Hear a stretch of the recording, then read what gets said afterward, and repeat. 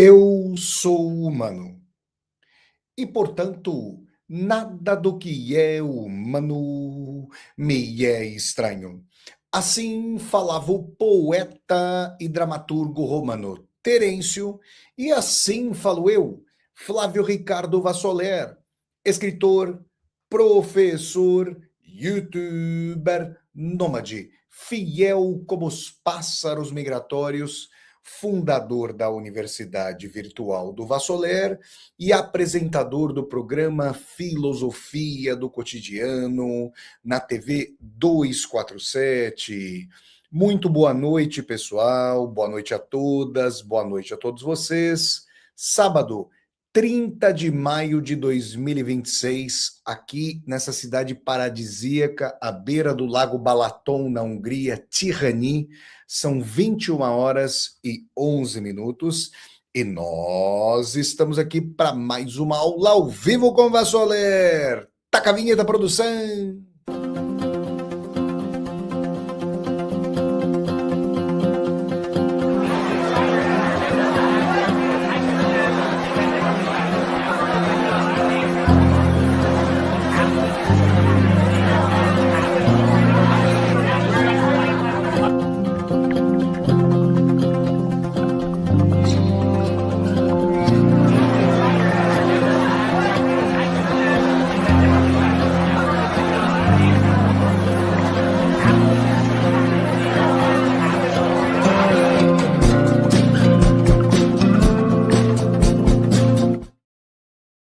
Vamos lá, gente. Mais uma aula aqui ao vivo com o Vassoler.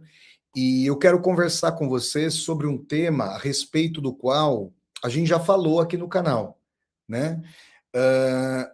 Jovem, romântico e revolucionário. Adulto cético. Por que que essa grande transformação, metamorfose acontece? A gente encontra jovens ardorosos, passionais, revolucionários, românticos, ardorosos, utópicos, idealistas, e muitos depois adultos, idosos cabisbaixos, céticos, entristecidos, ensimesmados. É triste ver um jovem, né, que já é um camarada muito pragmático, muito realista, tende a se tornar um cínico, né? Depois, quando mais velho. Agora, também é muito difícil encontrar uma pessoa mais velha que consiga nutrir com a mesma chama aqueles ideais de juventude. Por que que isso acontece? E acontece para valer. Por quê, gente? Vamos discutir esse tema que me parece tão importante, tão visceral, tão existencial e concreto, né? Concretíssimo, em mais essa aula aqui ao vivo com Vassoler. Antes de mais nada, eu quero pedir a todas e a todos vocês que deem aqui um like no vídeo, que curtam o vídeo, que disseminem esse vídeo pelas redes sociais, para que nós possamos dialogar com cada vez mais e mais pessoas. Aqui embaixo do vídeo tem a tecla Seja Membro, vocês podem se tornar membros humanistas do canal. Tem também a tecla Valeu, para vocês poderem fazer uma contribuição financeira. Está passando aqui ao pé do vídeo, no banner azul rotativo, a chave do Pix, para vocês poderem fazer um Pix aqui para o meu canal.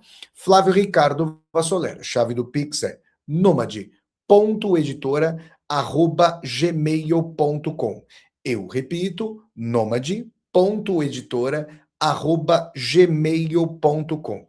Quem estiver aqui no chat do YouTube pode mandar um super sticker, que é uma saudação paga, um super chat, que é uma pergunta paga, e eu vou agradecer muito a vocês. Acessem também o site www.universidadedovassoler.com.br. Pessoal, jovem romântico e revolucionário, poxa vida, eu me lembro ali, né? 20, 30 anos atrás. Aliás, eu me lembro quando adolescente ali, do impacto sísmico, cósmico, vulcânico quando da minha primeira leitura do Manifesto do Partido Comunista, do Marx e do Engels. Proletários de todos os países, univos! Inclusive, recentemente, faz talvez um mês e meio aí, não consigo precisar em data, sim, mas eu estive numa cidade, agora no bojo aqui das viagens de Vassoler, que vão completar 6 meses na próxima quarta-feira. Eu estive numa cidade chamada Chemnitz, na Alemanha, antiga Alemanha Oriental. Fiz vídeo das viagens de Vassoler, mostrei tudo isso. A cidade que, à época da Alemanha socialista, se chamava Karl-Marx-Stadt, cidade Karl Marx. E vi lá uma estátua gigantesca do Marx, e em alemão, em russo, em francês, em inglês, havia ali proletários de todos os países univos. E eu me lembrei, fiquei emocionado ao fazer aquela parte do vídeo, me lembrei do êxtase, quer dizer, tudo parecia possível.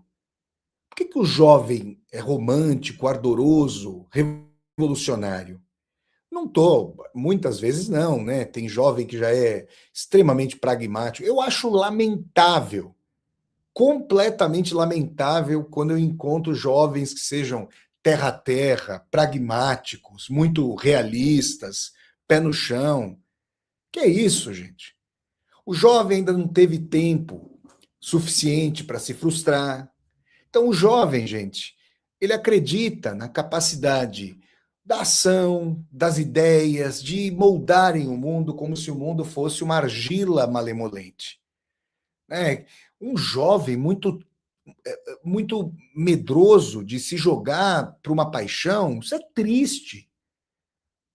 Poxa vida, afinal de contas, para o jovem que não tomou ainda digamos, uma fustigada no seu coração, no seu ardor, a paixão está ali, é uma questão de encontrar.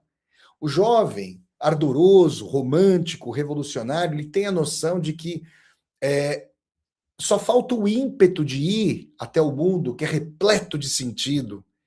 E aí, com essa dimensão da vontade, o jovem vai encontrar um grande amor, o jovem vai ali, pura e simplesmente, como quem tira o lençol de cima da cama, descobrir o sentido mesmo da vida, as relações são plenas de sentido, o jovem ainda está muito acostumado com a sua família, e se teve uma família muito boa, pai, mãe amorosos, compreensivos, aí o jovem acha que o mundo é uma extensão da sua família, não é isso? Aí ele vai estudando, quando tem, obviamente, oportunidades, vai estudando e se vê a iniquidade da falta de oportunidades para muitos, acha que a questão é lutar, é se reunir, é convencer, é discursar, lê poesia, ouve música, se engaja, né, joga bola, faz o diabo a quatro, vai para balada. Parece que encontrar o grande amor é o quê? Não, hoje eu vou sair, por exemplo, ó, o Dia Mundial da Esperança da Juventude. Essa época não acredita mais em nada, é um niilismo triste. Hoje sim, você tem jovens niilistas, dinheiristas, consumistas, lamentável, para dizer o mínimo. Mas você pegava lá, e aí o pessoal já vai começar a falar: ô, Vassoler, você está meio passadista. Não é que estou passadista, gente, mas vamos olhar aí a quebra das relações, a quebra da proximidade. As pessoas não flertam mais ligando umas para as outras. Bom, mas eu não estou falando da mudança geracional, considerando-se essa juventude nihilista de hoje. Estou falando dessa dimensão de jovens ardorosos, lá, por exemplo, década de 90, 80 eu era uma criança, né? O Dia Mundial de achar que você ia encontrar sua paixão era justamente um sábado. Você vai lá, toma um belo de um banho, põe a sua beca, a sua roupa, passa um perfume, né? Ou faz a barba, ou dá uma escanhoada na barba e fala: vou para a balada, vou conhecer uma moça legal. Que jovem não pensou assim? Que moça também não pensou assim? Ou não, é uma questão simplesmente de sair, de me expor, de.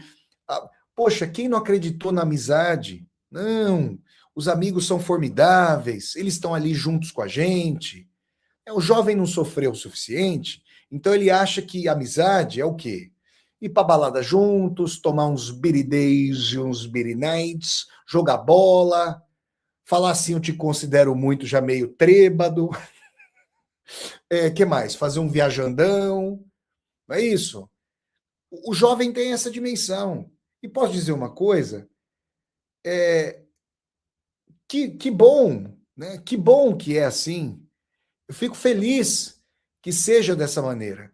Porque se não fosse assim, gente, né, é, é, se o jovem fosse já por si só descrente, cético, machucado, a priori, cadê o ímpeto da vida? Cadê a noção de que nós vivemos a vida como jovens, como quem dedilha a balalaica, como quem escreve um poema? O jovem que tem aquele ímpeto de achar assim, não deu certo o relacionamento, aquela moça que eu conheci porque, sei lá, a gente não insistiu o suficiente, aí vai lá, liga, conversa, tenta convencer, tenta falar, vamos tentar de novo, e aí vão e tal. Esse frescor é bonito, gente. É esse frescor o motor das descobertas, o motor das experiências, o motor do ímpeto.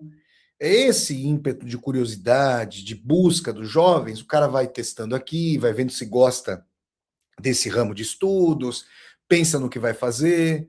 É o jovem, né? Apesar de ser triste isso, olha, quando eu estava ali no ensino médio, né? Eu via já, puxa, gente, ali a gente está falando de adolescentes mesmo, né? De pessoas muito jovenzinhas, né? É, a pessoa vai pensar no que fazer na faculdade e tal, pô, já está escolhendo aquelas carreiras tarimbadas, que não são apaixonantes, que não são impetuosas, né? Mas às vezes tem o jovem lá que pensa, não, a vida tem que ter sentido, eu quero gostar do que eu faço, não é só questão do dinheiro e tudo mais. E aí tem pessoas que eventualmente não vão tomar essas decisões mais arriscadas e gostam de ouvir um jovem ardoroso e tudo mais. Eu acho isso fundamental, gente. E eu atribuo, certamente, muito do romantismo e do revolucionarismo aos jovens pela falta de vida mesmo. Pela noção de que o mundo é mais maleável do que ele de fato é, porque o jovem não viveu. Isso não significa, vejam só, que as ideias não sejam encantadoras, bonitas, cativantes, mas uma coisa, gente, são as ideias. Outra coisa é a vida concreta, o chão duro da vida, as contradições humanas encarniçadíssimas, né? Então, vamos pegar aqui o romantismo.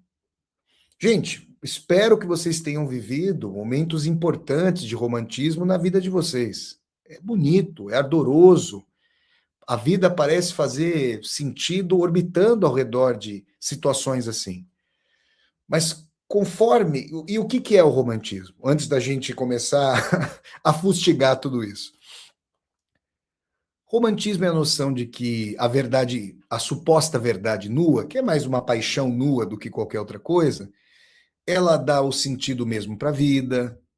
É aquela jura de amor eterno, que é muito mais uma paixão fugaz, mas que imagina passar por sobre dificuldades financeiras, colher no doce de pai e mãe de ambos os lados, fastio, tédio, modorra, a noção de que a gente gosta, mas gosta às vezes por pouco tempo, depois não gosta mais, não sabe o que quer, não mantém a palavra. Isso é muito concreto. Mas o romantismo imagina que esses momentos de êxtase sintetizam a vida. Ele inverte os termos, né? O que é o oásis vira uma grande planície verde. Mas quando a gente tem a visão mais complexa, completa e dura da vida, o oásis é visto como real, como que ele de fato é, um oásis no meio de um deserto. E aí, já pegando o gancho para essa virada, quem amadureceu não é que jogou fora o romantismo, mas entende que o romantismo é uma cereja no bolo. Quando vocês vão comer o bolo, A cereja, a totalidade do bolo? Não. Um pedacinho desse tamanho. E, aliás, se o bolo tem muito chantilly, o que ele não tem é sustância, né? Tem fatia, não tem recheio, né? Só tem cobertura. Então é muita espuma, né? Quem conhece o amor sabe que amor é mastigar caco de vidro, mastigar areia, é aquela noção de que você olha para a pessoa e não sabe o que dizer para ela, mas eventualmente você já tem muitos momentos juntos, momentos bons, momentos de êxtase que às vezes a gente quer resgatar, mas também tristezas, dúvidas. Você está ali em silêncio, junto com a pessoa, mas você está pensando: será que eu estou com a pessoa com quem eu gostaria de estar? Será que eu consigo perdoar? Olha o que essa pessoa me disse. Olha o que a gente fez ou deixou de fazer. Será que eu quero renunciar às minhas coisas por essa pessoa? Aí a gente começa a descobrir coisas em nós que destoam da autoimagem idealizada, da imagem idealizada da outra pessoa que está conosco e da autoimagem idealizada que mantemos. Aí a gente vê se a gente de fato é mais abnegado ou egoísta. A gente considera uma hierarquia que não é da nossa imaginação, a romântica e revolucionária, mas verdadeira. O que a gente põe em primeiro, segundo, terceiro lugares? Essa época não tem dúvida. Eu, né? É um eu putre, adoecido, narcísico, depressivo, consumista, egoísta. O egoísta sintetiza tudo. Só que quando a gente descobre isso, gente, isso é doloroso, né, para nossa autoimagem, né? E para aquilo que o outro vai ver de nós. Mas aí a gente começa a perceber, puxa, a vida não era o que nós imaginávamos. Ela é mais dura. Tem amigos que gostam de contar as coisas de si para nós. Mas na hora de nos ouvir, não querem. Hoje em dia, inclusive, tem pessoas que acham que a amizade é mandar mensagem com emoji, palminha, coraçãozinho para os outros. As pessoas não conseguem formular uma participação em palavras. Palavras ditas ou escritas, não conseguem. Aí você começa a ver que aquela amizade da balada, na hora da dor, ou mesmo da conquista, vai embora. Não fica ali. Você começa a descobrir que muitas daquelas amizades que a gente considerava, nossa, amizade para a vida, grande irmão, saiu o local de conveniência, contiguidade geográfica, a escola, um trabalho ali, a universidade, um clube que se frequenta, você não vê mais a pessoa. Você não liga e a pessoa não te liga. Aí você fala: meu Deus, nós estávamos tão próximos, acabou, miou, foi embora. Aí você começa a perceber o seguinte, né? Não, a propriedade privada, ela é mutilatória, ela é iníqua, não tenho a menor dúvida disso. Mas ela está só fora de nós, ela passa um arame farpado só ao nosso redor. A gente está disposto a dividir mesmo? A gente quer abrir mão de coisas nossas para dividir esse pão com os demais? Seja dentro da nossa família, com os nossos irmãos, com os nossos pais, e depois com amigos ou supostos amigos, a gente é realmente participativo, altruísta, aí a gente começa a perceber que tem egoísmo, tem propriedade privada, que não é feita só de arame farpado, é feita dos nossos afetos. Aí quando a gente começa a descobrir como é difícil pedir desculpa, como é difícil que aceitar a desculpa que alguém nos peça, como o orgulho é presente. Quando a gente percebe, hoje tem aí um fetiche da capacidade do diálogo nas relações humanas. O diálogo é curativo, o diálogo cura, emenda, faz o diabo da cambalhota e tal. Vassoler, você não é a favor dos diálogos? Gente, eu sou um professor, sou escritor. Claro, eu sou a favor da palavra. Sou, gente. Mas o que a vida me ensinou?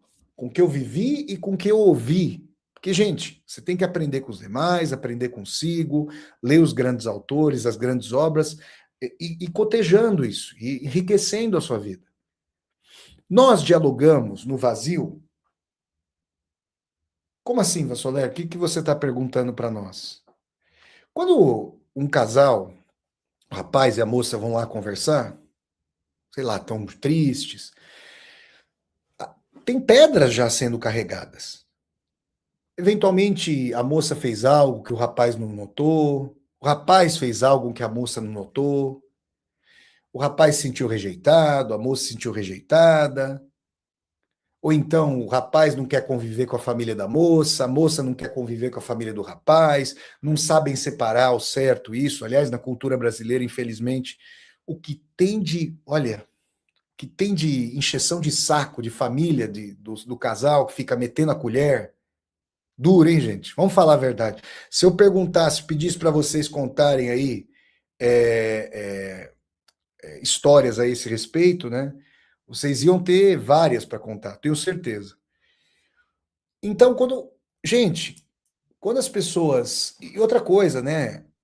Quando a gente conhece a pessoa de fato, gente, a pessoa tem bafo, a pessoa não é o que a gente imaginava, a pessoa é teimosa, a pessoa, ela é o que ela é, gente. E nós somos o que nós somos.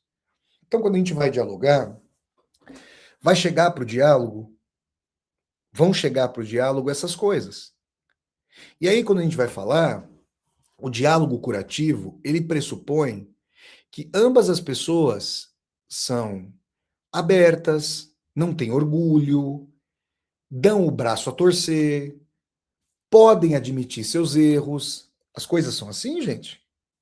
Vocês são assim, eu sou assim, nós somos de fato assim? Às vezes a pessoa sabe que está errada, mas apenas e tão somente, ou também e sobretudo, para não dar o braço a torcer, mantém sua posição. Ou então aquela pessoa que está certa na situação fica lá espizinhando a outra até colocá-la de joelhos para pedir desculpa.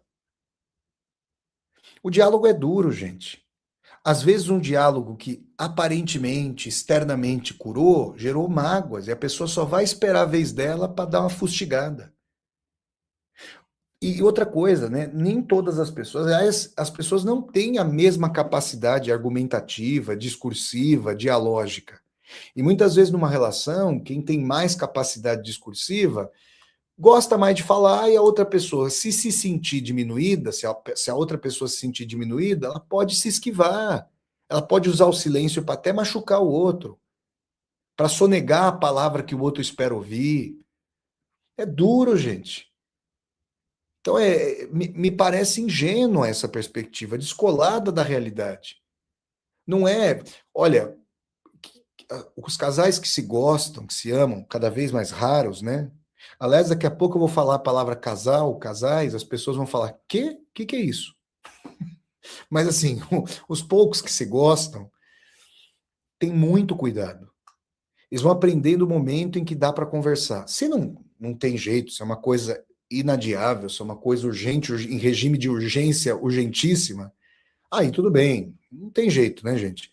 Mas às vezes tem momentos para mastigar o silêncio, para esperar, falar com a cabeça mais quente, com a cabeça mais fria. Ano passado, acho que foi ano passado que o Papa Francisco faleceu, né? Nosso querido Papa Francisco, o Jorge Bergoglio, argentino. E aí eu me lembro de que eu vi um vídeo de um casal recém casado, que o casal foi ao Vaticano, eles assistiram a uma missa rezada lá pelo Papa Francisco e depois conversaram, puderam conversar com o Papa, e eles falaram, Papa, a gente recém se casou e nós gostaríamos que você nos desse um conselho. Inclusive, se eu não me engano, o Papa Francisco, antes de se tornar religioso, ele foi casado, né? E ele disse uma coisa que, assim, em teoria, é muito bonita. Não durmam com um problema. Se vocês tiveram uma briga, antes de dormir, nem que você tenha que colocar o pé em cima do pé dela, fazer um abraço, mesmo que não consigam resolver, mas tentem não dormir com o conflito. Repito, ó, como ideia romântica, revolucionária, maravilhosa. Pô, ele deu esse conselho porque ele não é casado. Porque ele não foi casado. Se foi, separou para ser clérigo. Quem está aqui me ouvindo é casado ou já foi casado, sabe que esse conselho é bonito, mas ele não dobra a primeira esquina. O que a gente mais faz é dormir com problemas. Não conseguir falar, virar. Quando dormem ainda na mesma cama, ou então moram no mesmo apartamento, porque hoje em dia, né, você mora na sua casa, eu moro na minha, e vai que vai, né? Mas assim, cada um vira para o lado e é muito duro. E não só dormem, como às vezes passam dias, semanas, até que chega aquele momento em que precisam conversar, gente. E aí a coisa é dura, é preocupante, né? É muito difícil. E aí, gente, também a questão da profissão, né? Você, poxa, às vezes achou que ou ia ganhar mais, ou a profissão ia te desafiar, ou você ia descobrir muitas coisas, e você começa a ver o caráter repetitivo, insosso, alienado, você começa a ver as perfídias das hierarquias dentro de uma empresa, numa repartição, na universidade, na escola, no hospital, onde quer que as pessoas trabalhem. Você começa a ver como tem inveja, gente. Às vezes a pessoa ou tem inveja de quanto você ganha, ou tem inveja, sei lá, de que você. Porque assim, inveja, gente, né? A inveja, se o arco-íris tem 7 cores, a inveja tem 70 faces. A inveja mais comezinha é aquela mais exterior, né? Ah, se a pessoa é bonita, se a pessoa é forte, se a pessoa é inteligente, se a pessoa tem o carro tal, se mora no bairro A, B, C, isso é uma porcaria, né? Mas tem invejas profundas, arraigadas, do tipo, eu tenho inveja da personalidade da pessoa, se a pessoa é feliz com a vida dela. Isso é duro, gente, porque isso é intransferível. A vida que eu vivo, não exteriormente, mas eu comigo mesmo, e a vida que cada uma de vocês, que vocês vivem, isso é inalienável, é intransferível. O que que eu quero dizer com isso? Ó, não dá para mostrar, eu tô aqui no quarto, onde eu estou hospedado, aqui em Tirani, na Hungria. Do meu lado direito, que é o lado esquerdo de vocês no vídeo, tem uma cama aqui. Estou vendo aqui minha cama, né? Pois bem, eu me lembro de quando eu acordei hoje. E quando eu acordei hoje eu não fiz vídeo das viagens de Vassoler, que eu já dei conta aqui dessa linda cidade de Tirani. Hoje foi o dia de Praia de Lago. Acordei e falei, é para agora eu vou lá para o Lago Balaton e vou ficar lá só boiando, só mergulhando. Ó a cor da água do lago, essa aqui, ó. É essa aqui. Quem viu os vídeos das viagens de Vassoler sabe. Eu acordei com ímpeto, com disposição. Estou vivendo a vida que eu sempre quis viver. Lutei por isso. Eu não pensei que tem fulano que não gosta de mim, que eu acho que não tem, graças a Deus. Se tiver, o fato é que eu não estou pensando em mal de ninguém. E pelo amor de Deus, hein? Não estou dizendo que eu sou perfeito, longe disso. Mas não disponha a minha vida para ficar falando mal dos outros. Bom, prova é que vocês nunca me viram aqui descer o malho e nenhuma outra pessoa que trabalha aqui nas redes sociais ficar fazendo leve trás. Eu acordei com uma disposição de ser, que é minha. Não é a disposição de qualquer um, qualquer uma de vocês. É minha. É o jeito que eu sinto, é a energia que eu tenho, é como eu projeto a vida, o que eu quero fazer. Isso é intransferível. Algumas pessoas ficam pensando em como os outros são e não olham para si. Graças a Deus não é o meu caso.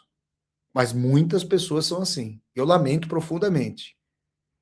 E quando vem pessoa aqui, por exemplo, vocês querem ver como eu identifico uma pessoa assim? Não é difícil. É triste, mas não é difícil.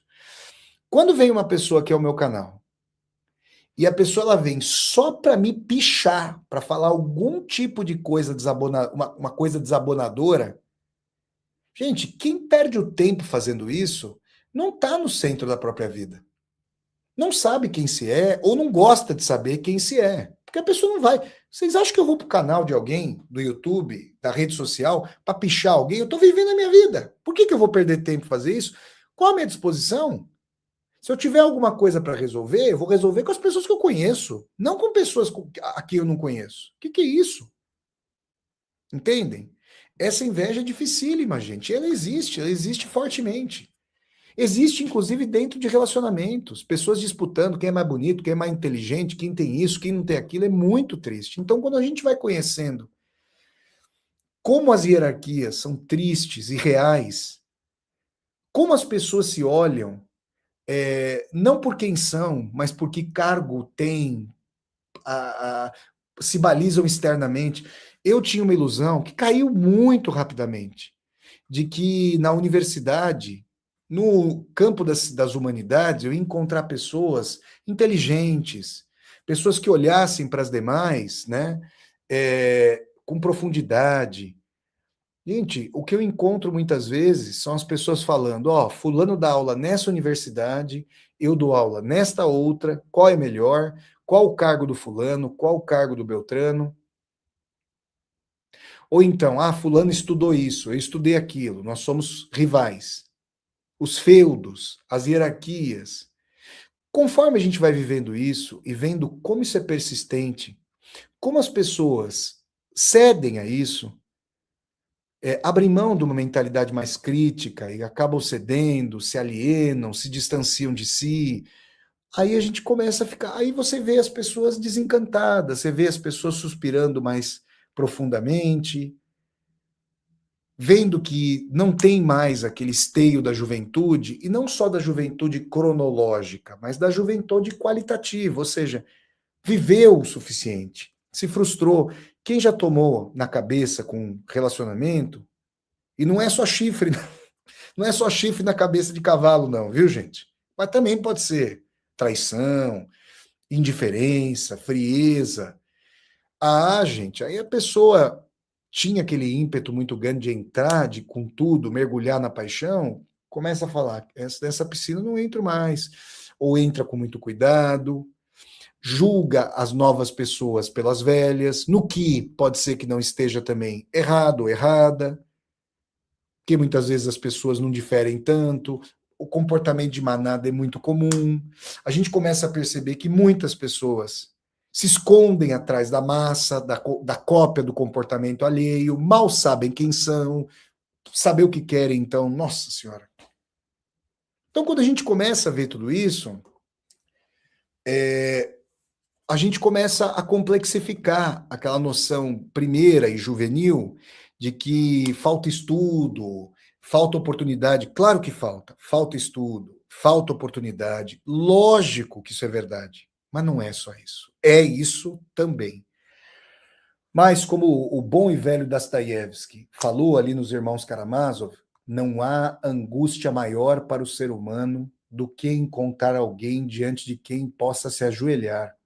Como a liberdade, que é muito menos livre do que nós gostaríamos que ela fosse, é amedronta, é angustiante. Poxa, escolher por mim.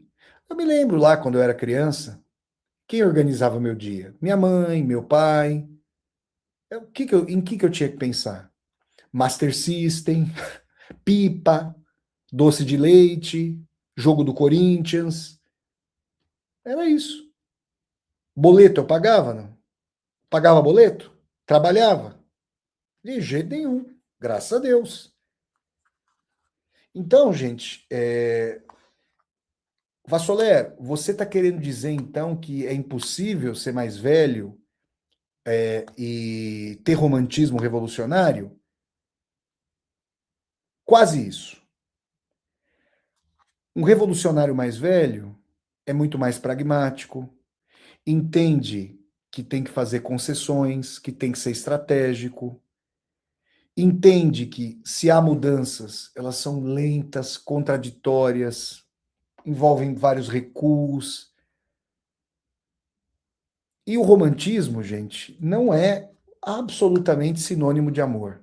Romantismo é sinônimo de paixão. Paixão é fogo-fato. Amor é muito. Amor é comida fria em cima da mesa. E ali, quando você tá.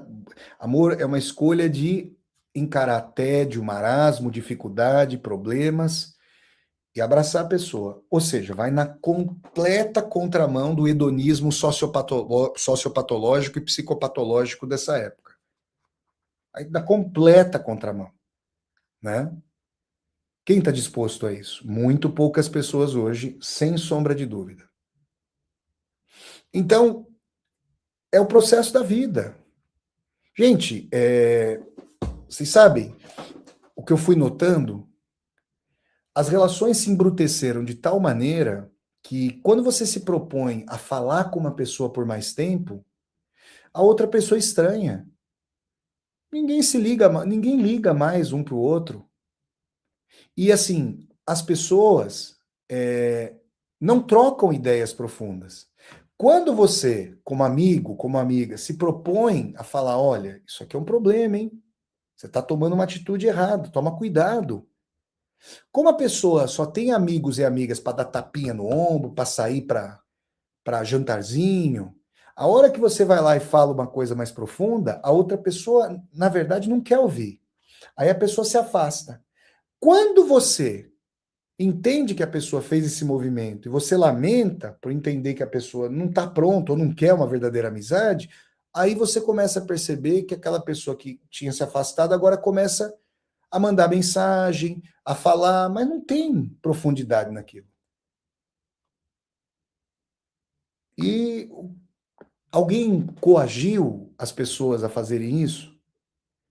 As pessoas, até para se protegerem, foram copiando o comportamento das demais. Quando viram, não tem amigos e amigas, estão sozinhas, no pior dos sentidos, né? Não tem, não estão povoados e povoadas da sua própria subjetividade. Não conseguem ficar consigo próprias, não conseguem ficar sozinhas. Por isso, tem que sair a todo momento de casa, tem que povoar, digamos, o seu vazio ou com remédio, que já é o pior caso e é muito triste, ou com essas redes sociais repletas de estupidez.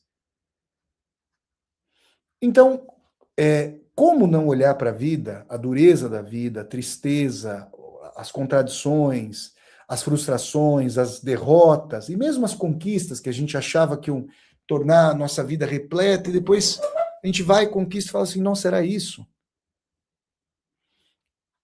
Se torna mais sábio e mais pesaroso um jovem, já mais velho, mas ainda jovem, que olha e fala, nossa, o amor é só isso. E ainda assim eu escolho ficar. Antes ainda tinha uma dimensão dessa, e hoje? Então, eu diria o seguinte, né? Eu coloquei aqui na capa, propositalmente, na capa dessa aula com Vassoler, a imagem do Che Guevara, a quem eu sempre admirei, o Putin e o Trump. O Trump, Deus que me perdoe, né? Mas o Putin é aquela coisa do cinismo, meu, do poder mesmo. O cara quer o poder, 25 anos ali no poder e tal, né? Mas o Che Guevara, gente, ele foi uma figura a quem eu admirei muito. Eu li três, por falta de uma, eu li três biografias do Che Guevara. Uma do John Lee Anderson, a primeira, que eu li duas vezes. Outra do Pablo Ignacio Taibo, mexicano, e outra do Jorge Castaneda.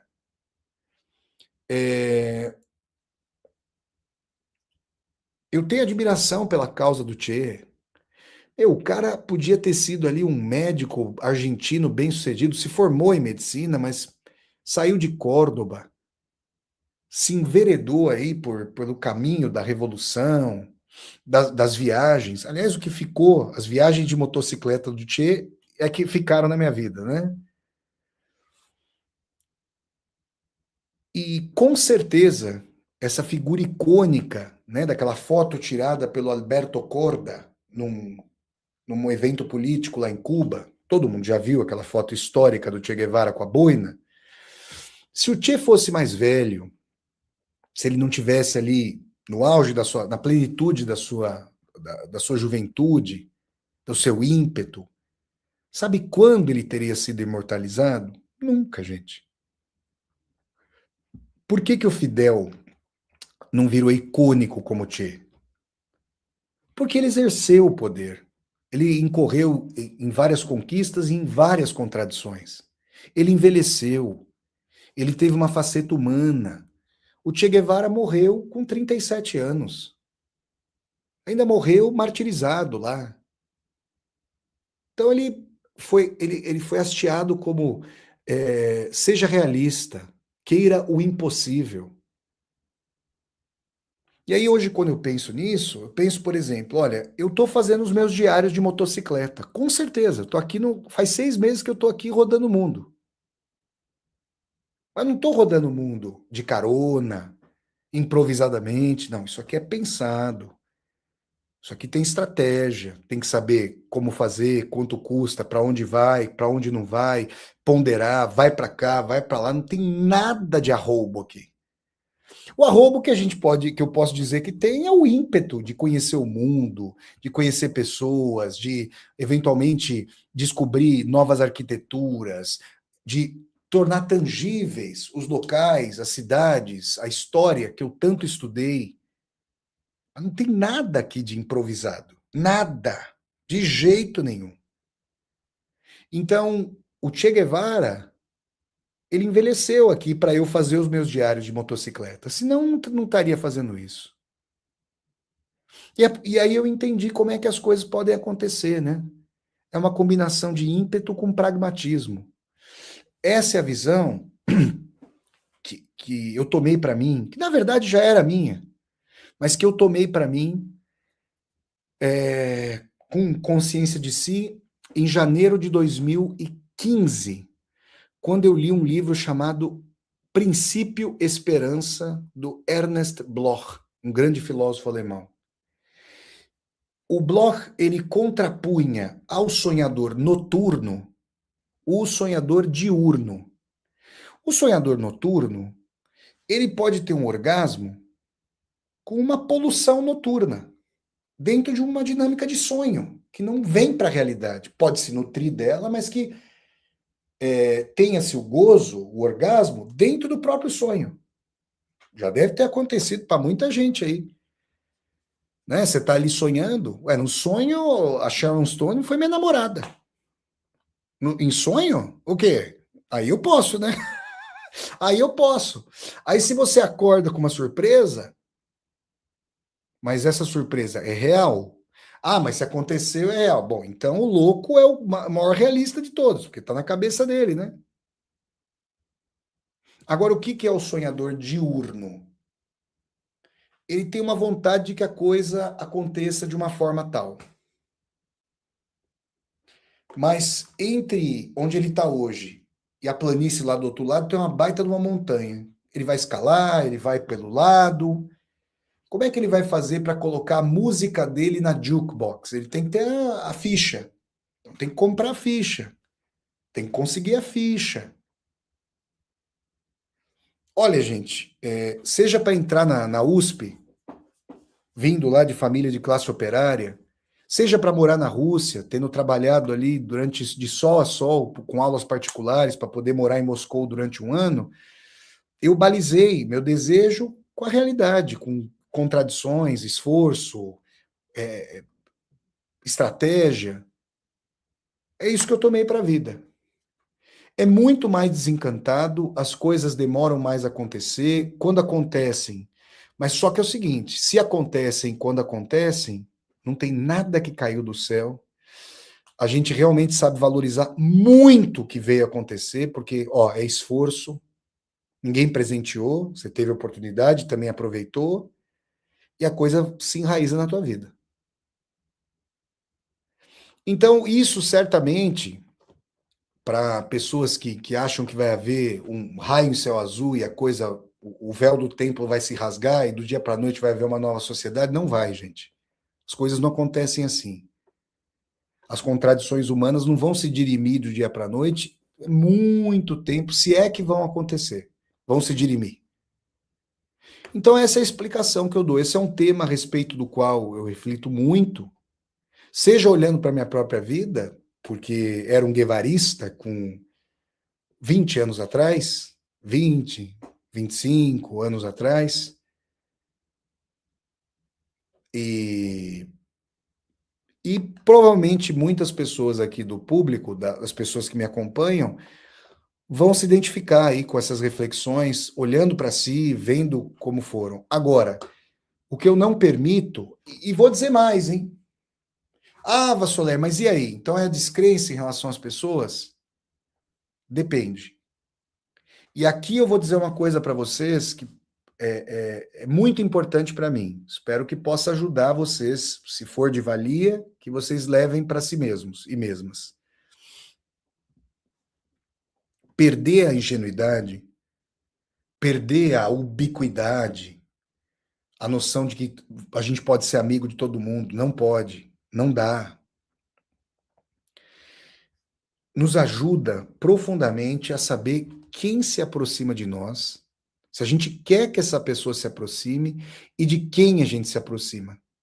Dá para a gente fazer uma avaliação caracteriológica muito mais criteriosa, muito mais profunda. Como a gente sabe quem são as pessoas que estão perto de nós? Não é por aquilo que essas pessoas dizem para nós. Eu ouvi isso, não sei se foi a primeira vez, mas que me marcou. Tinha uma locadora lá no Butantã. Quem conhece o bairro do Butantã em São Paulo, sabe que você tá indo lá pela Vital Brasil, aí você faz a curva da Vital Brasil, passando pelo Instituto Butantã, ela vira Corifeu de Azevedo Marques. Indo pela Corifeu, sentido bairro, não sentido centro. Indo pela Corifeu, Butantã dentro, do lado esquerdo tinha uma locadora de vídeos formidável, locadora, né? O pessoal vai falar, ô Vassoler, para de falar de período paleolítico, da pedra lascada, acabou a locadora de vídeo. Eu lamento profundamente. Obrigado aqui ao Paulo Souza, que manda um super sticker e apoia aqui o meu trabalho no canal do YouTube Flávio Ricardo Vassoler. Muito obrigado, amigo. Tinha uma locadora chamada Century Video. Certamente ela era de alto nível, porque estava perto lá da Universidade de São Paulo, da USP, ali no Butantã, né? Eu frequentava. Era um frequentador contumaz dessa locadora. E eu alugava tanto filme lá, a obra inteira do Bergman, Lars von Trier, Woody Allen, Thomas Vinterberg, Andrei Tarkovsky, Hitchcock e tantos outros, que eu fiquei amigo do Flávio. Teve uma época lá que o Flávio, proprietário dessa locadora, meu xará, ele chegou a fazer um bar no fundo da locadora. Pô, a gente batia papo, eu chegava lá e eu ia alugar, por exemplo, numa sexta-feira, numa quinta-feira, eu estacionava o carro ali perto da Century. Era uma época que não tinha ainda corredor de ônibus, você podia estacionar rente à calçada ali e tal, que implicava maior trânsito ali naquela Corifeu e na Vital Brasil depois, né? Que digam as pessoas que tem que sair ali do Butantã de manhã. Hoje tem corredor de ônibus, tudo mais. Aliás, desde a administração Haddad, né? O pessoal vai se lembrar. E eu ficava conversando com o Flávio. O Flávio era um cara experiente, vivido. E um dia a gente estava batendo papo, eu estava contando umas histórias para ele, ele falou, ó, Flávio, aí ele falando para mim, né? Quer saber de uma coisa? Palavra o vento leva. Você tem que saber aqui são as ações. Você tem que saber o que a pessoa faz. Isso é perfeito. Quer saber como uma pessoa é? Observa, ouve o que a pessoa diz, guarda, mas contrasta o que a pessoa diz com o que ela faz. E, sobretudo, olha para o que ela faz. Porque ela faz e olha para o que ela deixa de fazer. Porque aí você começa a entender como é a pessoa. E outra coisa, quer saber como a pessoa é? Olha para como a pessoa se relaciona com seus pais, com a sua família. Isso é importantíssimo. Importantíssimo. Vassoler é desencantado, graças a Deus. Ajuda a perceber a realidade. Aí as pessoas de quem a gente se aproxima e que a gente deixa se aproximar de nós são pessoas mais verdadeiras. Ah, mas são menos pessoas. Graças a Deus. Graças a Deus. O que você quer? Lotar a Kombi? Vai lá, lota a Kombi, empresta dinheiro para você ver, vê se paga de volta. Vai lá, presta lá. E não é só isso não, gente. É a palavra não ter peso. É a pessoa não estar ali, não se preocupar, não trocar uma ideia legal. E olha, eu vou falar uma coisa, tem muita gente que fala, ninguém tem tempo para nada. É verdade, as pessoas têm pouco tempo mesmo, mas ainda quando poderiam ter e quando dispõem, não querem partilhar coisas mais profundas. Tem um período, gente, também essa coisa, né? A juventude é mais aberta, porque ou está semeando, ainda não está suportando a dureza da colheita, vasta ou escassa. E a hora que começa a colheita, a gente realmente, muita gente quer ficar olhando para o lado para ver o que o outro colheu, o que a pessoa colheu ou não. Aí começa a dureza. Por isso também muitas pessoas insatisfeitas consigo próprias não conseguem participar das realizações das outras pessoas. Tudo isso, gente, é realista.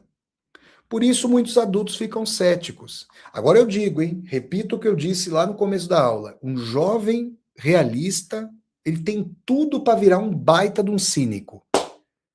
E aí é uma tristeza muito grande, porque o cínico, ele vai ver o flanco dos outros e enfiar uma facada, dar uma facada. Ele vai querer fazer ironizar a felicidade do outro. Igual uma vez um amigo meu, ele estava indo para uma aula na USP lá, acho que ele estava fazendo pedagogia, estava fazendo a licenciatura lá na USP, quando você faz letras, por exemplo, ou ciências sociais, você vai fazer licenciatura na faculdade de pedagogia, para você poder dar aula, faz 2 anos lá, para você pegar o certificado, a licenciatura, tudo mais. Aí você é bacharel e licenciado, né? Pois bem, e o cara estava num dia feliz da vida, coisa e tal, e chegou para tomar um café, tomar um cafezinho de manhã, antes de ir para aula. Aí tava lá um camarada que fazia a disciplina de licenciatura com ele, falou: "Ei, fulano, tomar um café, ó, tô com o meu aqui, quer um pouco? Vai com açúcar ou sem?" Aí o cara vira para ele com aquela cara de fígado cirrótico, Ave Maria, né? Vira para ele e fala assim: "Meu amigo, é só sem açúcar para sentir a amargura da vida." Eu lembro que ele falou que se sentiu uma pimenteira secada pelo cara. Que o cara drenou ou tentou drenar toda a energia dele. Tem gente que é assim, pessoal. Felizes as pessoas, e felicidade não é a felicidade do palhaço que tem o sorriso tatuado no rosto e é condenado a sorrir, isso é histeria. Felizes as pessoas que ainda conseguem ímpeto depois de tudo isso. Depois de conhecer o ser humano e a si próprios com mais profundidade. Por isso, o ceticismo não é de todo ruim. O realismo está longe de ser de todo ruim. Ele nos ajuda a discernir as pessoas realmente valorosas, válidas, bacanas, que podem estar perto de nós. Agora, aquele ímpeto lá de trás, contem para mim quantas daquelas pessoas que estudaram com vocês estão ainda perto de vocês? Quantas? Quantas daquelas pessoas do churrasco da faculdade, da peça de teatro, do cinema, da balada, quantas ligam para nós? Quantas? Se forem muitas, quem disser que tem muitas, eu vou desconfiar. É puro bolo de festa, arroz de festa, com certeza. Agora, se tiver um grupo realmente verdadeiro, coeso, aí vai ser legal. Tá bom, gente? Era isso então que eu tinha a falar para vocês em mais essa aula aqui ao vivo com Vassoler, nesse sabadão, 30 de maio de 2026. Dizer para vocês o seguinte, hein?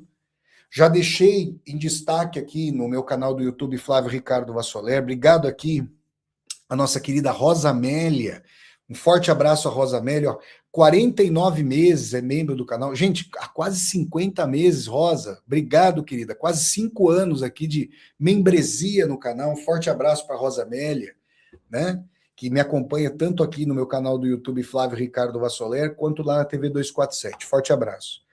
Então, dizer para vocês aqui o seguinte, né?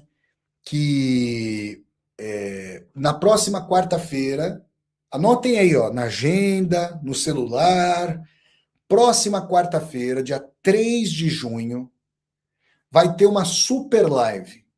A única diferença para as super lives do Brasil, que eu faço no Brasil, é que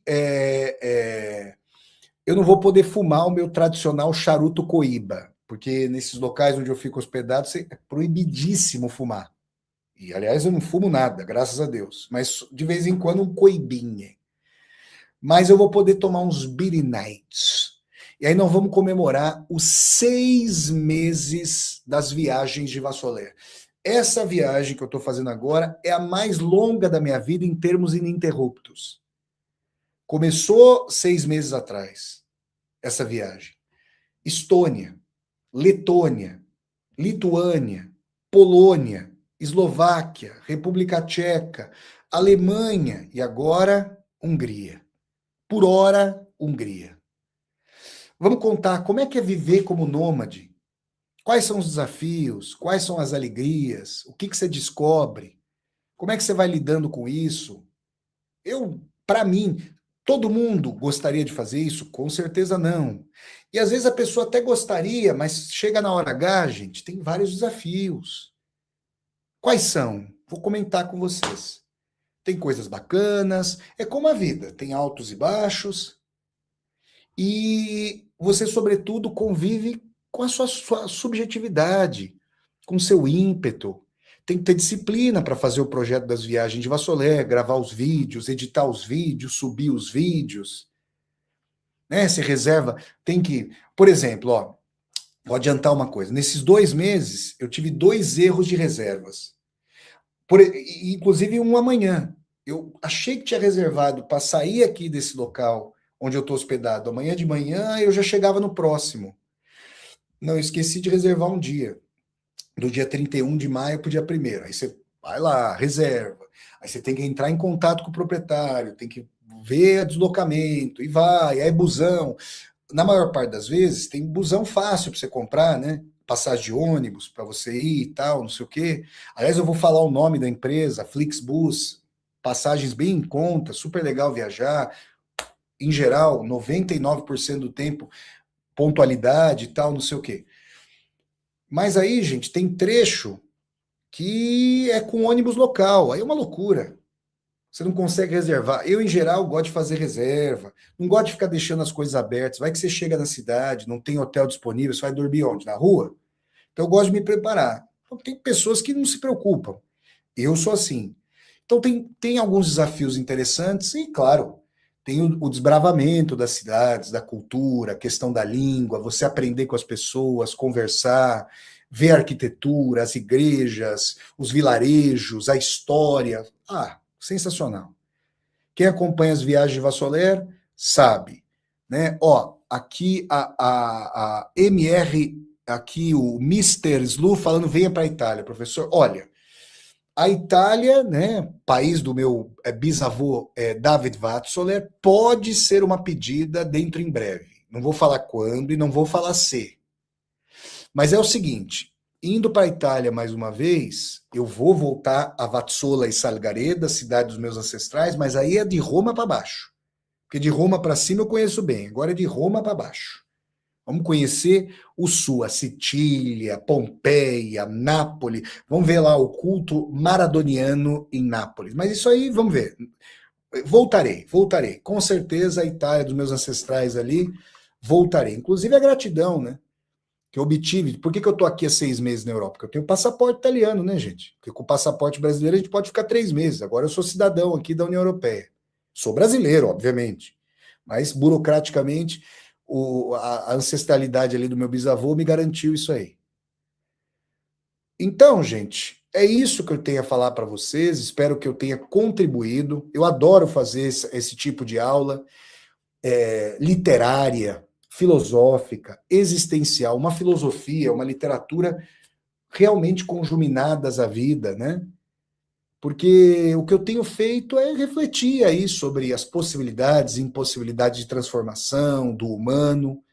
Tá bom, gente? Então é isso. Quero deixar aqui um forte abraço a todas e a todos vocês. Peço que vocês deem aqui um like no vídeo, curtam o vídeo, disseminem esse vídeo pelas redes sociais para que nós possamos dialogar com cada vez mais e mais pessoas. Aqui embaixo do vídeo tem a tecla Seja Membro, vocês podem se tornar membros humanistas do canal. Tem também a tecla Valeu, para vocês poderem fazer uma contribuição financeira. Tá passando aqui ao pé do vídeo, no banner azul rotativo, a chave do Pix, para vocês poderem fazer um Pix aqui para o meu canal, Flávio Ricardo Vassoler. A chave do Pix é nomade.editora@gmail.com. Eu repito, nomade.editora@gmail.com. Se inscrevam aqui no canal e toquem a sinetinha para vocês poderem receber as notificações. E acessem também o site www.universidadedovassoler.com.br. Finda mais uma aula com Vassoler. Taca a vinheta, produção.